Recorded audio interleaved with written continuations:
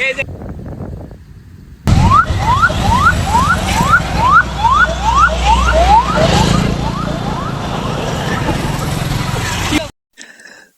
মোহাম্মদপুর উপজেলার যোগাযোগের অন্যতম প্রধান মাধ্যম বিনোদপুর মোহাম্মদপুর সড়ক। প্রতিদিন এই পথ দিয়ে চলাচল করেন হাজার হাজার মানুষ, কিন্তু দীর্ঘদিন সংস্কার না হওয়ায় রাস্তাটির এখন মরণদশা। একটু বৃষ্টি হলেই উঁচু নিচু ও ঢালু রাস্তায় পানি জমে ডোবায় পরিণত হয়, আর রোদ উঠলেই ভেজা রাস্তা শুকিয়ে পিচ ও পাথরকুচি আলাদা হয়ে যাচ্ছে। ফলে প্রতিনিয়তই ঘটছে দুর্ঘটনা, বিকল হচ্ছে যানবাহনের চাকা। রাস্তা ভাঙা হলে সমস্যা, গাড়ি ঘোড়া লাফা, এগুলো তো স্বাভাবিক।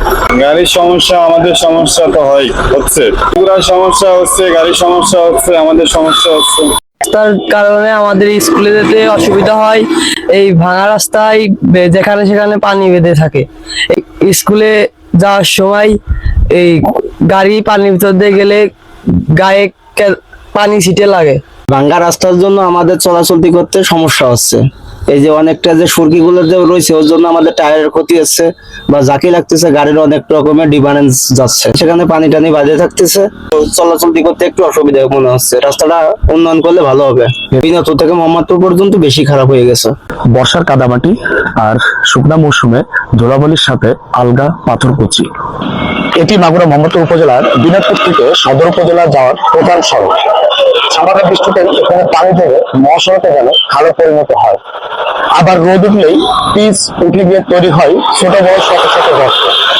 শুধু মূল সড়কে নয়, গ্রামের রাস্তাগুলোর অবস্থা আরো জরাজীর্ণ।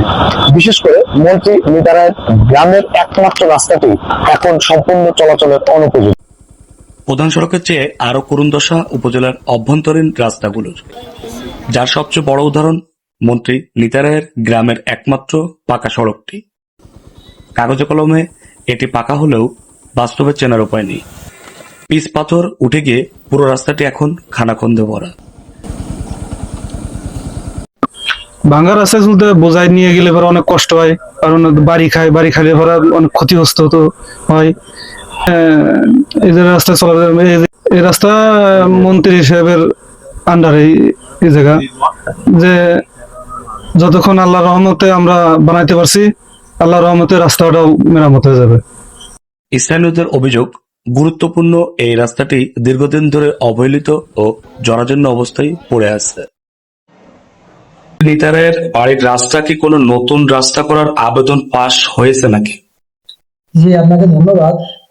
আমাদের সংশ্লিষ্ট রাস্তাটি যশোর বৃহত্তর যশোর জেলার গ্রামীণ অবকাঠামো উন্নয়ন প্রকল্পে সেকেন্ড ফেজের ডিপিপিতে প্রস্তাবিত আছে, এবং এই রাস্তাটি আমরা ওয়াইডেনিং প্রকল্পে দেওয়া আছে। রাস্তাটি ডিপিপি পাস হইলে আমরা কাজটি শুরু করব, সে পর্যায়ে।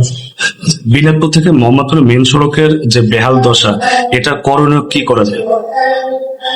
বিনোদপুর থেকে যেটা আপনার মোহাম্মদপুরে, এই রাস্তাটি আসলে আমাদের এনজিটির আওতাভুক্ত না। রাস্তাটি আছে রোডস অ্যান্ড হাই ডিপার্টমেন্টের। আপনারা সংশ্লিষ্ট ডিপার্টমেন্টে যোগাযোগ করতে পারেন। ভাঙ্গাচোরা রাস্তায় আমাদের যাতায়াত করলে আসলে আমাদের গাড়িগুলোর সমস্যা, দ্রুত যাইতে পারি না, এই ধরনের বিভিন্ন ধরনের সমস্যা। সুরকিতে তো সমস্যা, বাই চান্স একটু এদিক ওদিক করলে আসলে সুরকিতে স্লিপ করে।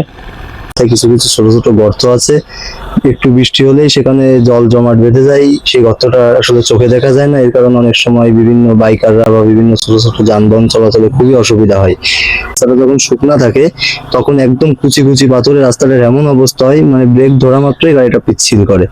21 মে 2025 একটা ভিডিওতে দেখা যাচ্ছে এই পাকা রাস্তার যে ব্লকের কাজগুলো চলতেছে, সেই কাজগুলো কিন্তু এতটা ভালো হয়নি, যার কারণে আজকে রাস্তায় এত সুরকি বা এত পরিমাণে গর্তের সৃষ্টি হচ্ছে। জনসাধারণের দুর্ভোগের কথা চিন্তা করে হলেও প্রত্যেকটা রাস্তা যেন নতুন করে সংস্কারের দাবি এই মোহাম্মদপুরের জনগণের। বাঁধন মিয়া, মোহাম্মদপুর, মাগুরা।